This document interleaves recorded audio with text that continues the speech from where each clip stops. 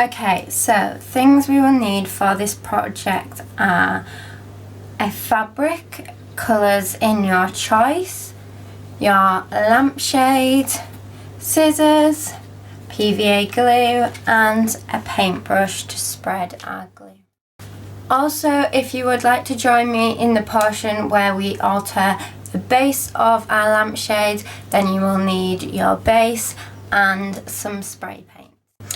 Okay, so if, unlike me, you have a massive piece of fabric, then you will want to start off by measuring your piece of fabric out to go on your lampshade. So the best way of doing this is find your seam point on your lampshade, start off where you are on the fabric, place that down, mark it off, roll all the way along, drawing that out along the top, and then when your seam point hits back down, you want to draw that back off again, and that will create your strip of fabric.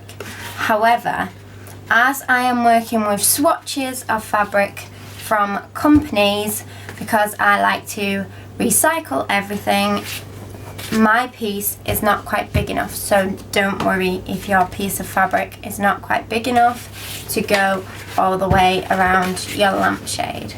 We can work with that. So our first step is to lay our lampshade down. Now we want to create about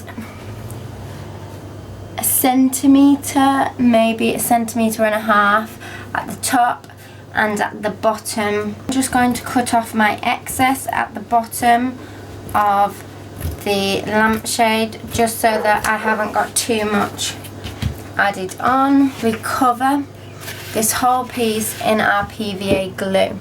Now I don't want to make this too thick because otherwise we will get lumps and bumps in our fabric. So if we do not put enough down, then it will not stick to our lampshade. So as you can see, I'm just putting a nice even coating of our PVA glue down. Okay, so now as you can see, it's already started to cling and stick onto this side, so that's perfect. I'm just going to carry on rolling.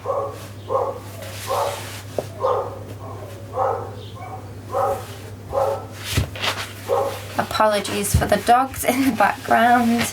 Someone's dogs are having a field day in their gardens today. And you just want to rub and move off them sides. So as you can see, I'm not quite meeting up at these sides, but that's not to worry. So I just want to leave that there for a second.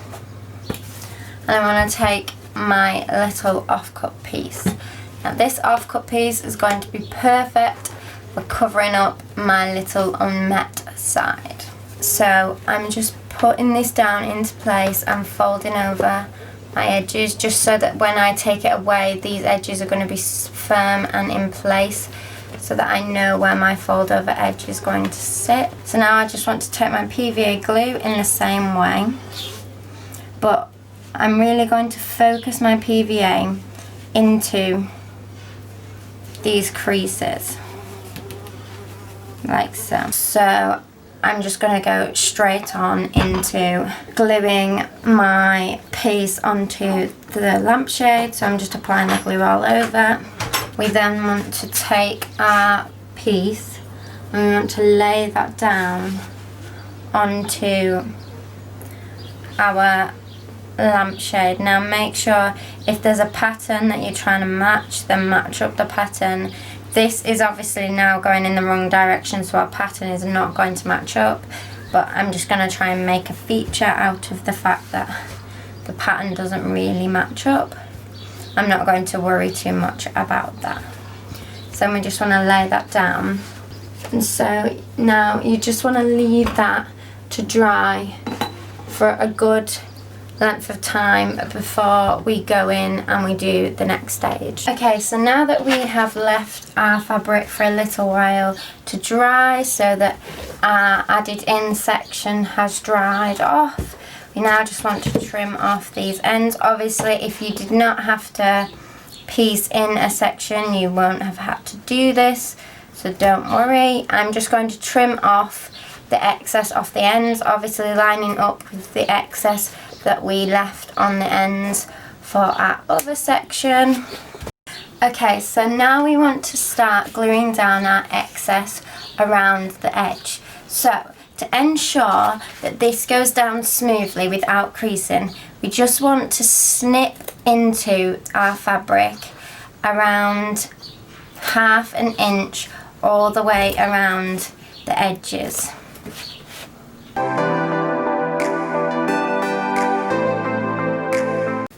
Okay, so now that we have all our snips cut out, we then want to take our PVA glue, again like so, and we just want to put a nice amount of glue onto each of these sections.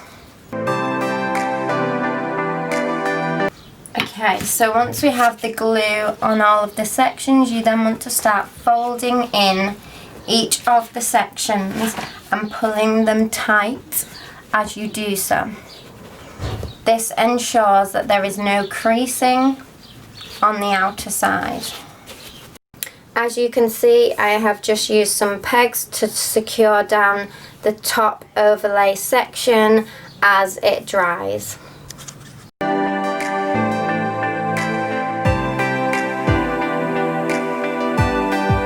Okay, so now for the base of our lampshade. I've brought this outside because we do not want this in a concealed environment.